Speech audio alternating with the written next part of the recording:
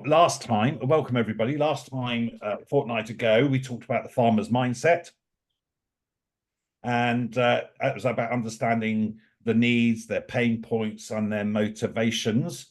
And today, we're going to explore from innovation to implementation, and that's ensuring Agri-Tech solutions address farmer needs. Now, I've got a 45-minute session. We will finish at quarter to 11. I just believe in sticking to times. As I've just said, we are recording this. Let me know if you want to be obliterated from that recording.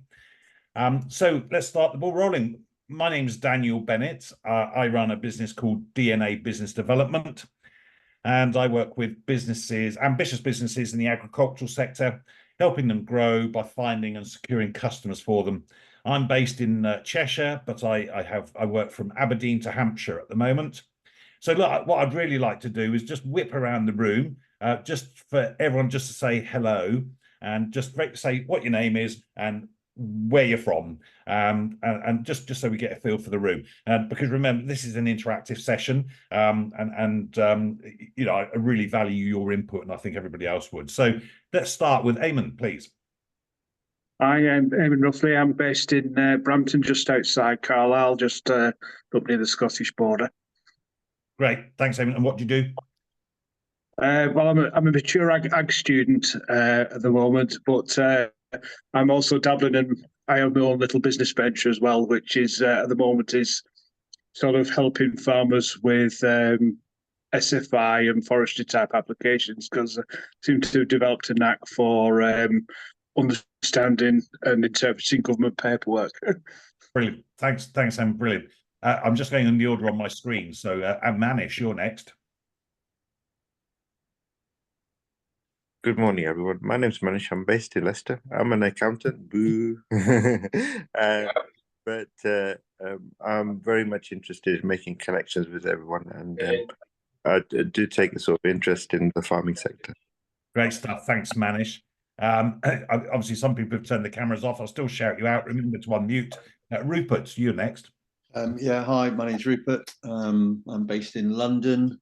I've been looking at, for the last year and a half, after working with FMCG, looking at digital contracts and securing and profitable supply chains for the agri-food systems. Great. Thanks, Rupert. Look forward to learning more. Peter. Hi, yeah, I'm Peter. I'm basically educationist, but I have students who are in the farming community, actually live in a big agricultural region north of Belgrade, between Belgrade and Budapest. Great, thanks, Peter. Good to see you again. Paul. Paul Lindop, probably see on the screen, one of my jobs is with an entity called Smart Rural, which is all about igniting digital transformation. Smart Rural is actually set up as a farmer-owned co-op, and our mission is digital transformation of rural, which means we do projects with IoT and getting farmers interested in what data can do for them, and pulling our hair out with the UK innovation funding system, because it's all about invention and academics. My apologies if anybody on the call, particularly as an academic and likes the money they get from the UK government, how about putting some into adoption? There we go. Thanks, Paul. I'm sure we'll get some more input from you. I know we've sort of engaged a little bit on LinkedIn. Roy, you're next. Hi, I've been on a few of these calls. I'm head of marketing for a small group of agri-input businesses, and we sort of try and increase the efficiency and sustainability of what the farmers are using, getting the most out of their yields. Right, thanks, Roy. Good to see you again. Phil Gaffney, we've not spoken for a little while. How are you? I'm very good, sir. Thank you. How are you? Yeah, good. So just tell us who you are and what you do very briefly. Yeah, Phil Gaffney. I'm the MD of EcoStim. We're a biostimulant manufacturer based in West Sussex. We manufacture in Hungerford, and we supply mainly overseas. We just started working in the UK. Great stuff. Good to hear from you, Phil. Hannah. Hi, sorry there, I've just joined, but I assume we're doing introductions. So Very brief, yeah. yeah. So Hannah Goodwin, work for a company called Neogen. So we're a animal safety and food safety company, US owned, but got a presence within Europe and the UK. So just wanting to learn a little bit more about technology in agriculture. So yeah, excited. Brilliant. Look forward to learning more, Hannah. Luke. Hi, hello, I'm Luke. I'm a worm farmer and I sell vermicast-based products to farmers so they can apply it on their crops. Brilliant. So- Love to learn about worms. Thanks. Miguel, are you there? So Yes, I'm there. I'm sorry. Miguel de Serra. I'm based in Midwest of Germany. Work for Neogen. Genomics sales and support is my job. great stuff. Thanks, Miguel. And Grace, are you there? And if after Grace. Yes, I am. Sorry, I don't use Zoom very often, so I can't find any of the buttons. Yeah, so like Miguel and Hannah, I'm also from Neogen, so I work in the marketing department as well, and I mainly look after our cleaners and disinfectants portfolio for pigs and chickens, and then our farm and veterinary products as well. Fantastic. Really nice to meet you, Grace. And Dermot, are you there? I am indeed. Good morning, everyone. Dermot McSweeney from Ireland. I'm a managing director of an ag-tech company called moregrass.ie. We manufacture and design databases and hardware equipment for farmers to measure generally grass-based inputs and how to manage them on farms. Great stuff. Really good stuff. Chibukan. Okay, so hi. Hi there. I'm here to make sure that the fans events run very smoothly and everybody has fun. That's really important. Thank you. Okay. I'm just struggling to hear you a bit there, but nice to see you. We'll talk some more. Lucy, are you there? Hi, yes. I work with Hannah, Grace, and Miguel as well at Neogen, working in the marketing department, looking after some of the animal safety and genomics products. Fantastic. Nice to meet you, Lucy. And Rob, are you there? Can you hear me? I can hear you. Hi, yeah, so Rob Horn, again, with my colleagues from Neogen, I cover EMEA for the dairy genomics for Neogen. Brilliant. Good to meet you, Rob. Thank you. That only leaves the AI bots, who I'm not going to ask to introduce themselves because they won't. Well, look, you are here today to solve a problem, maybe. That might be a specific challenge you're facing in your work. It might be that you realize there's a gap in your learning and understanding. So, maybe one of those has been the motivation. Oh, sorry, I ought to just go back. With those intros, the idea is, look, I'm not just going to hand out names and phone numbers willy-nilly, but if there's anybody you want connecting up, just drop me an email and say who you want connecting up with, and I'll check with them that's all right to do that back. And so, through the course of today, if you think, oh, that's somebody I'd really like to have a conversation with, let me know and I'll check out for you. Anyway, so today I'm going to show you some of what I do to help grow agri-businesses by finding and securing farming customers for them. And if that's something you'd like help with, I'll explain a little bit later about how you can make that happen. And there are many facets to finding and securing customers. Today, we're going to focus on how we need to ensure our Agri-Tech solutions actually address the needs of farmers. And this is about the journey from innovation to implementation. And whilst this is a journey for us farmers, our customers are not overly interested in the process. Their motivation is the outcome that we provide. So to set the scene, and apologies if you've heard my soapbox bit before, but I believe it's worth reiterating, agriculture is arguably the most important industry in the world, and yet without getting too political, it seems many of the wealthier governments around the world are deprioritising this sector. According to the United Nations, each day 25,000 people around the world die, including more than 10,000 children, and they're dying from hunger and related causes. Some 854 million people worldwide are estimated to be undernourished, and increasing food prices may drive another 100 million into poverty and hunger. So farmers everywhere have a really important role to play, even if in the shorter term, we're being forced through financial pressures to accept non-food producing schemes. But it is clear we need to drive improvements and efficiencies in farming, and Agri-Tech has a massive part to play in this. It's unlikely a single Agri-Tech solution is going to revolutionise food production. more likely it's going to move the needle 1 degree. But multiple innovations, each shifting the needle by 1 degree, has a powerful compound effect. And innovation is mostly about marginal gains. Of course, the challenge here is farmers don't know what they don't know, if that makes sense. So how can we firstly make them aware of innovations, then help them to understand how they beneficially impact them? Now, after all, if you'd asked a farmer in the 1880s what would help them plough more land, they would have probably said more horses. A set of horses could plough an acre per day.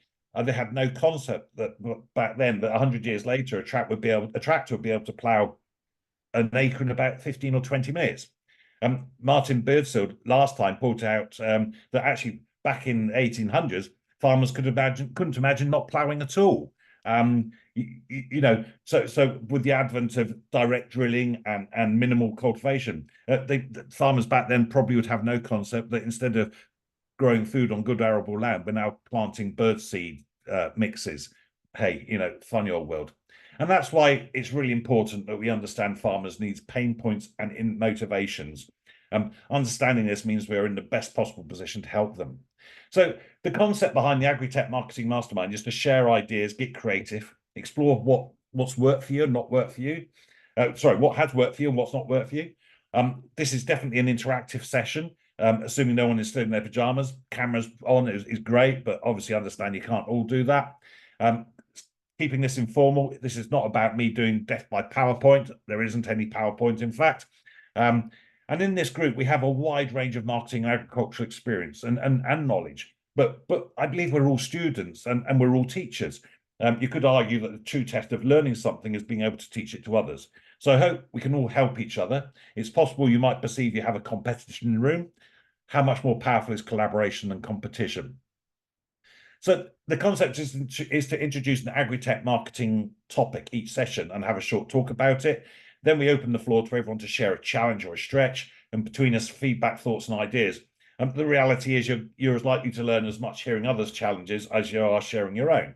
And of course, any ideas to improve this mastermind are welcome. After all, feedback is the breakfast of champions. I do believe in keeping to time, so we will be finishing at 10:45. I will hang around on the Zoom at the end if anybody wants to chat. That's fine. But at 10:45, I'll finish. Please go without any embarrassment. You might be wondering what gives me the right to talk about branding, marketing, and growing businesses in the agri sector. All I ever wanted to be was a farmer. At the age of 9, fell in love with farming. Went through agricultural college, drove big green tractors with yellow wheels for a few years, and then persuaded by my fiance that farming wasn't going to provide the lifestyle expected of me. We very naively set up a design and marketing business based on her skills as a graphic designer. So from 1990, very quickly had to learn about finding customers, building a business, and all that goes with it. And we work with some very interesting type clients, including design and manufacture of bend restrictors for towing oil rigs into place. Hey, never thought they existed. LED lighting solutions. That was great up until 2016 when she decided not to be married to me any longer. And I decided it was time to go and live my dream again. Went to work on a farm in the Isle of Man, went to New Zealand as a spraying contractor. And then on the return from New Zealand, realized I could blend my business experience with my passion and love for farming. And that's where I am. That's why I'm here today. So today's topic is from innovation to implementation, ensuring agri-tech solutions address farmer needs. And the intersection of agriculture and technology promises to revolutionize farming by making practices more efficient, sustainable, and profitable. However, transforming innovative concepts into practical on-the-ground solutions is challenging. To ensure that agri-tech solutions truly address farmers' needs, a comprehensive approach involving collaboration, education, customization, and continuous improvement, they're all essential. So what doesn't work in this is finding a problem for our solution. So if you think you've got a solution and want to go and find a problem to fix it, that's probably not the right way to go. Now, Agri-Tech encompasses a broad spectrum of technologies, from precision farming tools and drones to genetically modified crops, chemicals, pharmaceuticals, advanced data analysis. Can't even say it, analysis. These innovations aim to tackle pressing agricultural issues such as crop yield optimization, pest and disease management, animal health, availability and the cost of labor, climate resilience, and in many parts of the world, but definitely not in the northwest of England at the moment, water conservation. When successfully implemented, Agri-Tech can significantly enhance productivity, reduce environmental impact, and improve farmers' livelihoods.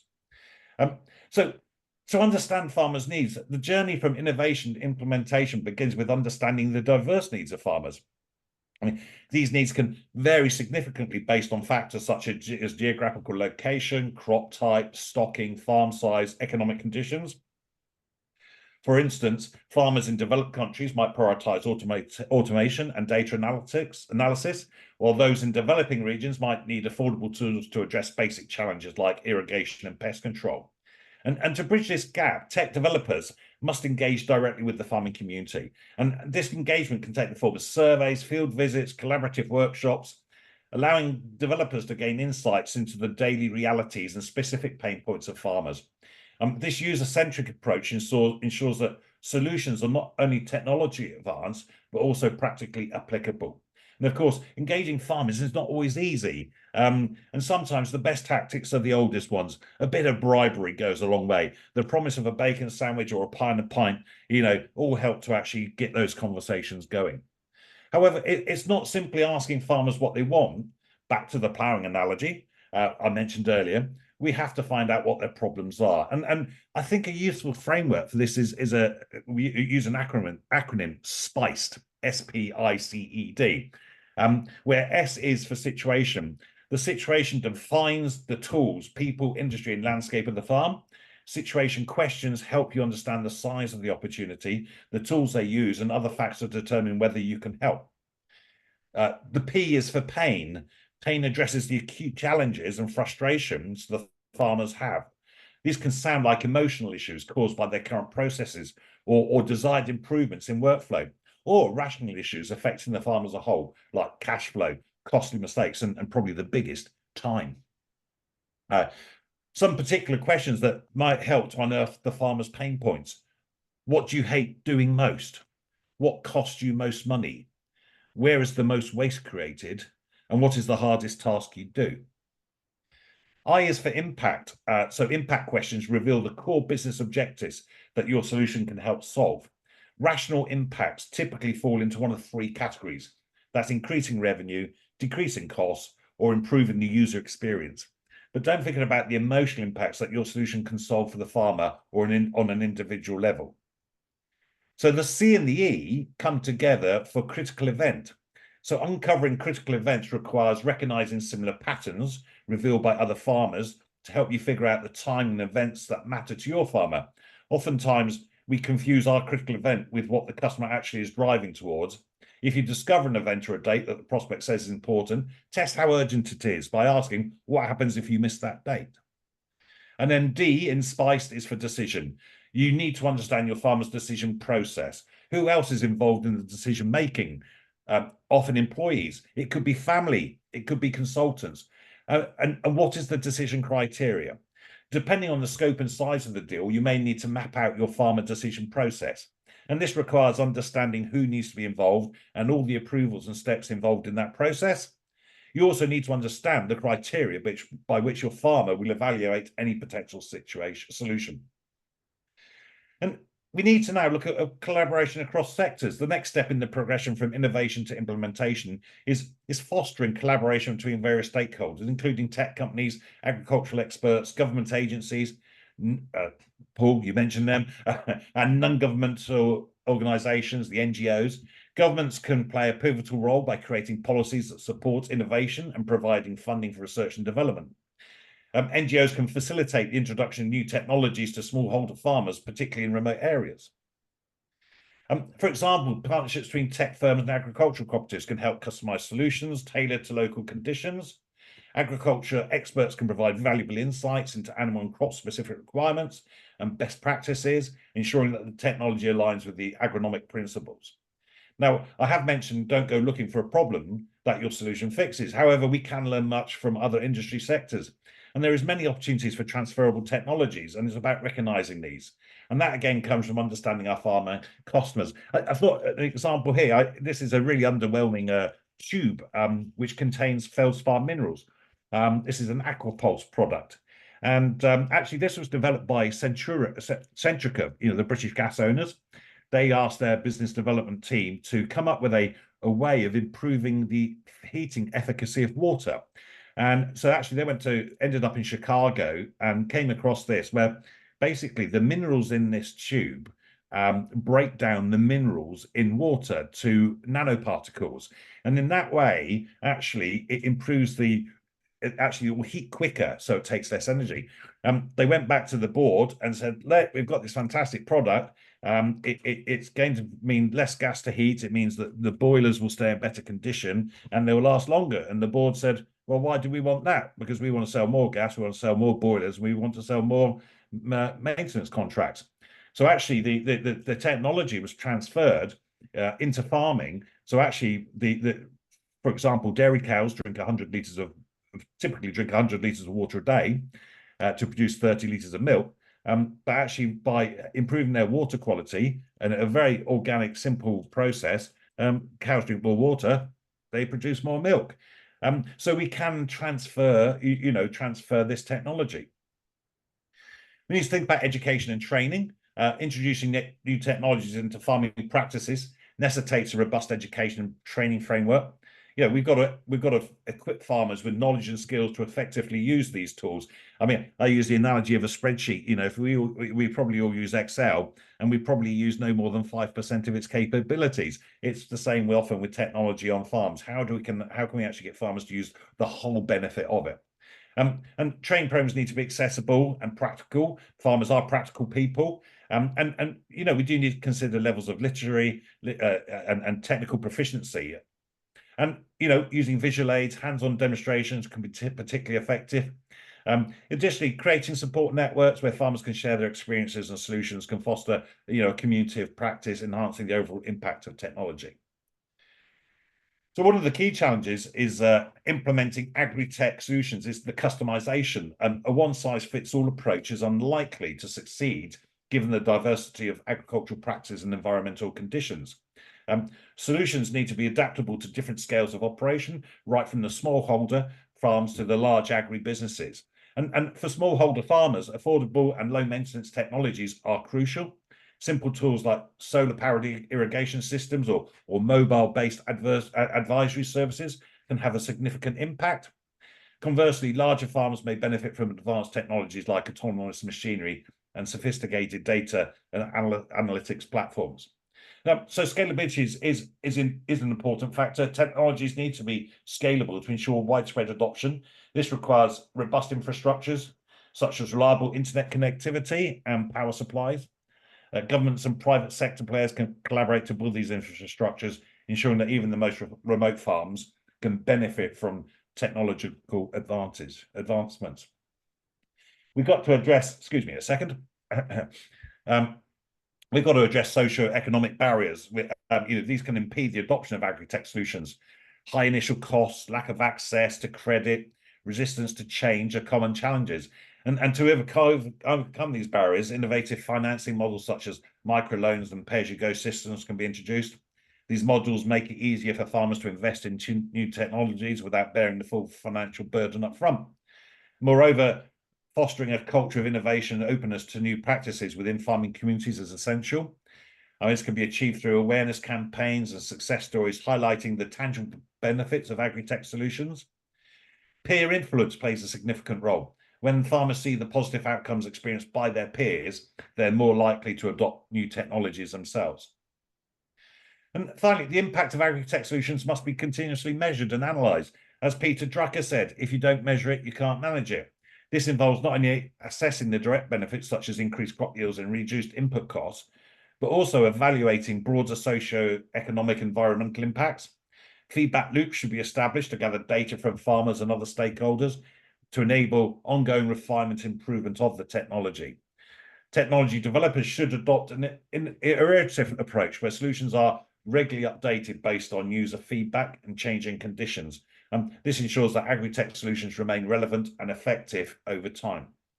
Now, the other thing is, as businesses in the agri-tech sector, we need to finance. We need to finance our businesses, and this is a huge challenge. After all the hard work of building an understanding of farmers' problems and identifying solutions, Commercialization needs investment and working capital. After all, we all need to put a roof over our heads and put food on our tables. You might be able to find private finance through an individual or a group of investors. Will banks lend you the money? Probably the hardest route without thorough evidence. And of course, they always want security. Things like, and Paul, maybe this is your area of better knowledge than mine, things like the Farming Innovation Programme run by DEFRA, a source of potential funding awarded through competitions. An anecdotal observation: if a fund has £1 million to invest and they do so by awarding £100,000 each to 10 business, might they expect 4 businesses to go bust in the first year, 5 to bump along, providing a living to those in the business, but no more, and that one of those 10 businesses actually flies and covers all the losses the other 9 businesses and more? Isn't that innovation? Isn't that the risk involved? So to conclude, we must always remember that farming is a business. The potential of Agri-Tech to transform agriculture is immense, but its success hinges on a holistic approach that prioritizes the needs of farmers. By progressing from innovation to implementation through understanding farmer needs, fostering collaboration, providing education and training, customizing solutions, addressing social economic barriers, and ensuring continuous improvement, we can bridge that gap between innovation and practical application. So ultimately, this leads to more sustainable, efficient, and profitable farming practices that benefits farmers and society as a whole. Anyway, if it's of help to you, I'm happy to offer a complimentary audit call, whether that's to take a look at your innovation to implementation journey or other aspects of marketing, finding and securing your customers. My calendar link will be in the chat box if you want to book yourself in. Anyway, ultimately, as suppliers to the most important industry in the world, as farmers, we have a responsibility to really understand farmers and provide them with workable solutions to help them produce food and run profitable businesses. So look, that's my take on it. I certainly would never call myself an expert. I think it's far more, if we refer to ourselves as specialists, that infers that we're still very much open to learning. But what I'd like to do is open the floor now to, let's have a bit of a chat. Are there any observations that you'd like to add to what I've said? Are there any challenges that you're facing in marketing, whether that is the innovation to implementation journey or any other aspects? I'm not just going to give my opinion. I'd love other people to join in. Those of you who have joined me before know that I will pick on you if people don't talk in the nicest possible way. But yeah, let's start. And Roy's turned his camera on because he knows that I'm going to come to him first. So go on, Roy. Any feedback or any comments, observations, or challenges you're facing? Not so much. I think just from experience, a long time ago, it's probably about 20 years ago, I worked for a company that had 9 or 10 websites. So with your comment of the sort of 1 in 10 flying, that definitely happened. They produced more and more websites. One of them just hit lucky, and they had a very entrepreneurial kind of approach that they called fail forward. It really was that sort of do it first, see whether it works, because with all the planning in the world, you just don't know sometimes whether something's going to sort of chime a chord with the customer or not. Yeah, absolutely. And actually taking a bit of those questions that I said earlier, Roy, at the moment, what's occupying most of your brain space? I mean, what's your biggest challenge or pain at the moment? I think my biggest challenge is having so many challenges that I don't know which one to start with first. Yeah, yes. So maybe some prioritizing would be good. Look, I'm going to pick on somebody else. Luke, I can see you there. How have you got anything? What was your key learning? What was there anything you agreed with? Anything you disagreed with? My key learning is keep the camera off because then you don't ask me questions. Oh no, they don't get away with it. Don't you worry. They might ignore me, but they don't get away with being asked. No, I think it's. I'll tell you what my biggest challenge is at the moment. We're still new, we're still developing, but it's the expansion from trials to expanding across the full farm and all the challenges that come with it in terms of, I think what you mentioned is all the different stakeholders involved. So it's not only the farmer, it's farmer's family, it's the farmer's whole business sector, it's the agronomers and all the consultants that come with it. So it's really moving from that trial to full farm. Yeah. Sort of, Yeah. So and also innovation and implementation. Exactly. So Phil, I seem to remember in our conversations in the past, I mean, you've faced a similar challenge. I mean, have you've got your products. How do you actually then take it through to commercialization? What have you sort of learned over the last few years? Even though biostimulants effectively use ancient knowledge and technology, it's kind of going back to basics again that your average farmer has gone away from sort of 100 years ago. So it's re-education in old methodology, and also because we produce biostimulants, and let's just go with, there have been some unscrupulous people in the past that have given the product a bad name in terms of overall. Making sure from a client perspective that there is understanding in what the product does and how that provides a value for the client. Now, we work in quite diverse markets, mostly sub-Saharan Africa, recently South America, and a new market for us is the UK. I'm actually in Peterborough, and today we were on a couple of farm visits yesterday. And this is a new market. Boy, it is so different from our farms that we've been working with for 5 or 6 years in Zimbabwe or Ghana or Nigeria, just because of the extra mechanization that we have here and the extra understanding of the scientific elements of what the soil requires, for instance, and also plant biology. So all those things. So, okay, come back to your point, Philip.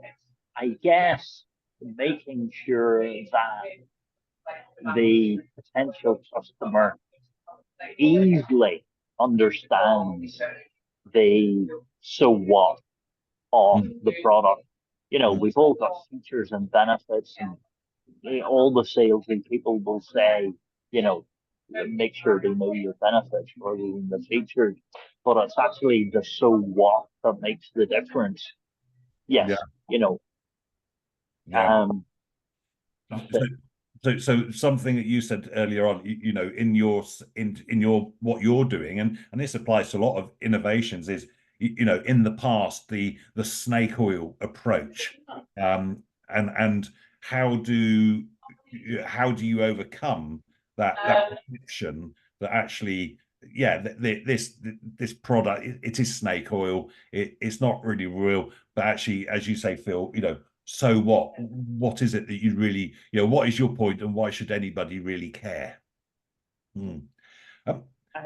Paul, I know you got your camera off, Paul, but you know, we did sort of exchange a couple of messages on LinkedIn, and I feel you've got a real passion here about about what we're talking about, and you did say to me, we've got to remember farming as a business. What are you thinking? I could easily use up all the remaining time. Just explain the background, sort of, because Smart Rural is a farmer-owned co-op with a mission to help them digitally transform. The measure of our success is not measured by venture capitalists and bottom line. It's how many farmers do we get over the line and starting to adopt digital and data. And the comment you made there about being a business, people often ask us, what are the skills, what are the digital skills we need to give farmers? And that, for us, is quite, by experience, is quite a way down the line. The first one is, are they a business? Have they figured out that they need to measure things to be able to manage better? Because bless them, there's lots of farmers out there who just farm because they want to farm. but there's a lot of farmers out there that are desperately needing to be businesses, both for their sustainability and the environment, food security, etc. So the first and foremost is there a business brain standing in front of you, or is it a farming brain? And that's not pejorative, it's how you engage. Some of the products, the worm side, just picking on Luke there, is a farmer will instinctively get, I assume, that the worms are intrinsically part of his land. Us presenting them with the opportunity to gather data on their farm is not necessarily instinctive. And that's one of the engagement, and given the subject of this is really around the marketing, that's a key thing. But there's lots of other things in terms of the digital divide that we're ever widening.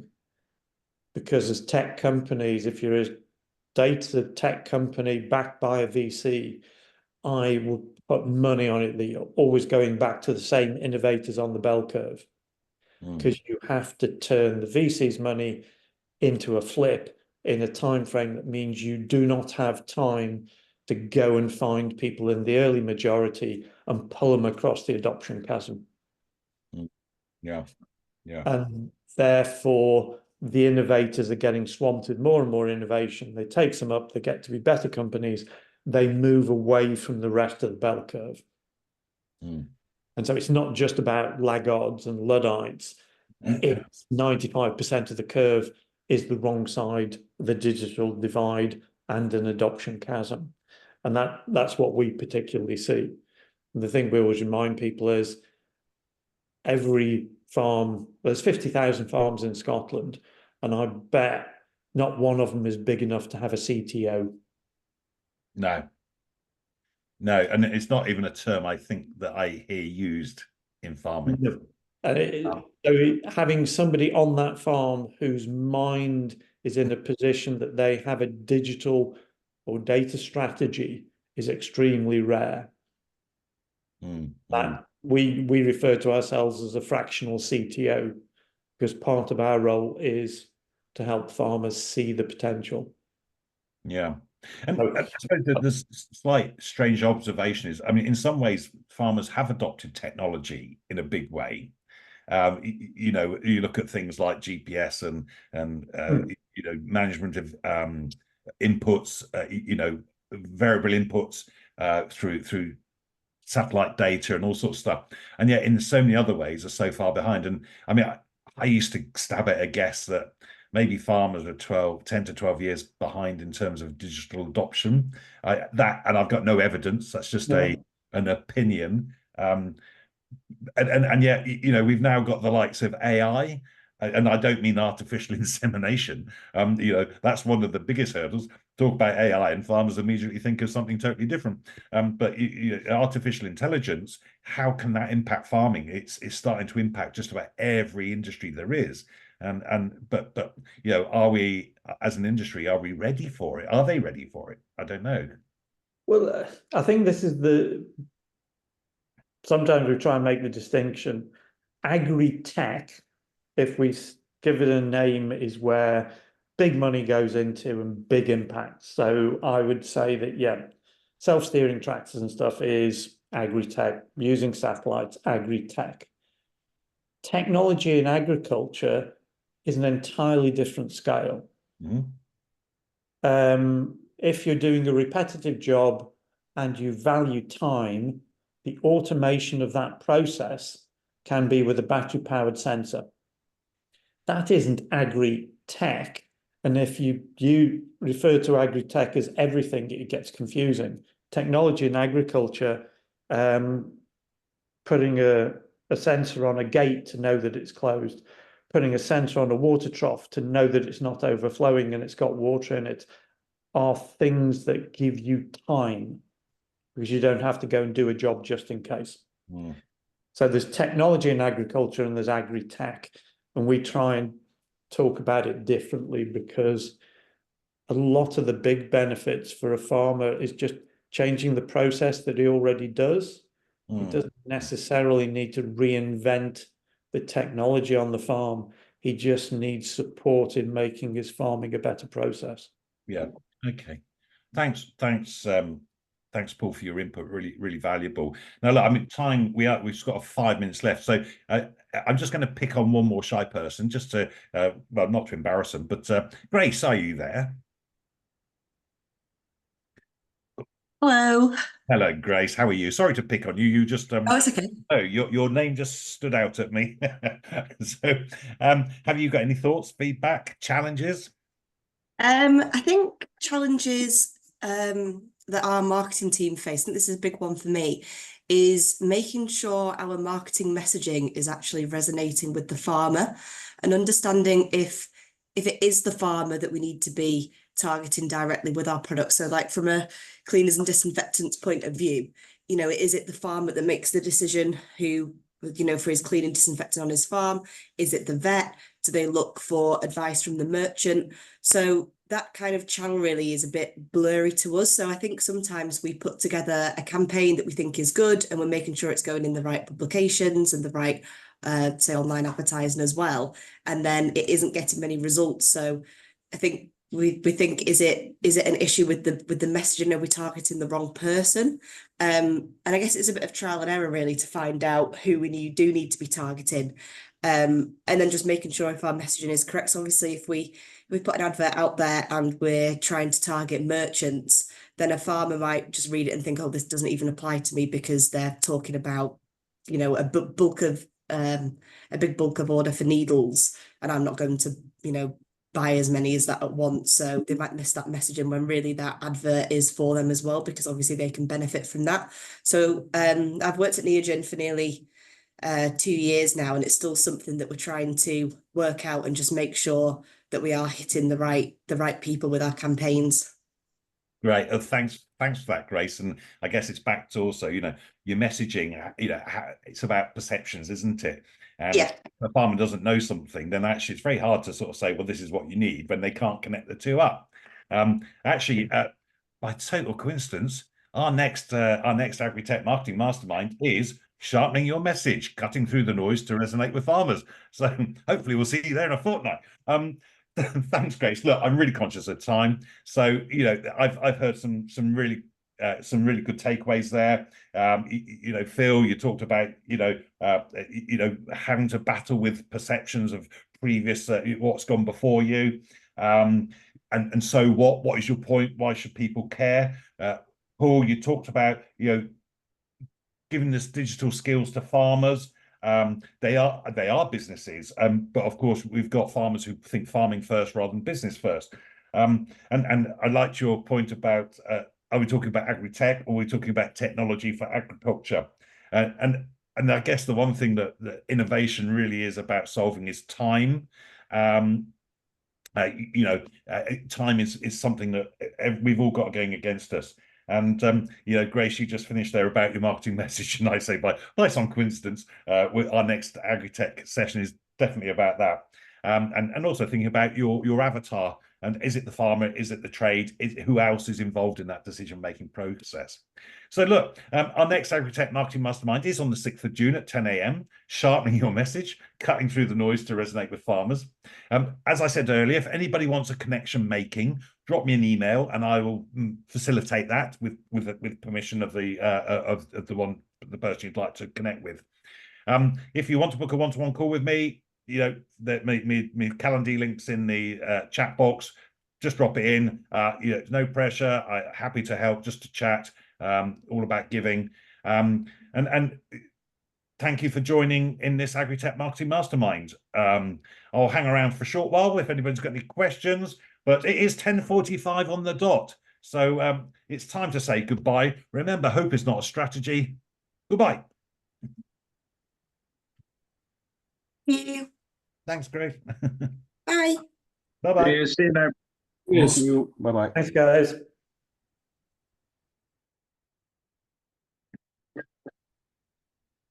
All right, guys. Hi, Dan. You can stop recording now, I guess. I forgot to introduce Stephen to everybody, didn't I? Yeah. So how are you doing, Peter? It's been a little while. Pretty good. Yeah. So yeah. What can I say? But I've just it's pretty good. Thanks for that. Quite inspiring. So I mean, I'm just trying to start something really. So it's like, various things. I mean, I think I should book a call really. Yeah, probably the best. Let's have a catch up to go through. Yeah. Okay. I'll do that. We'll speak. Okay. Right. Cheers. Bye. And Dermot is either still there or he's fallen asleep.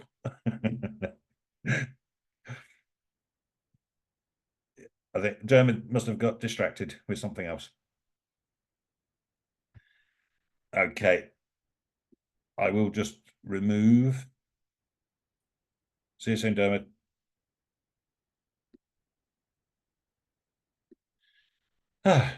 Okay, Stephen. Rebecca, nice to meet you. Sorry, it was we're obviously due for a proper catch up tomorrow.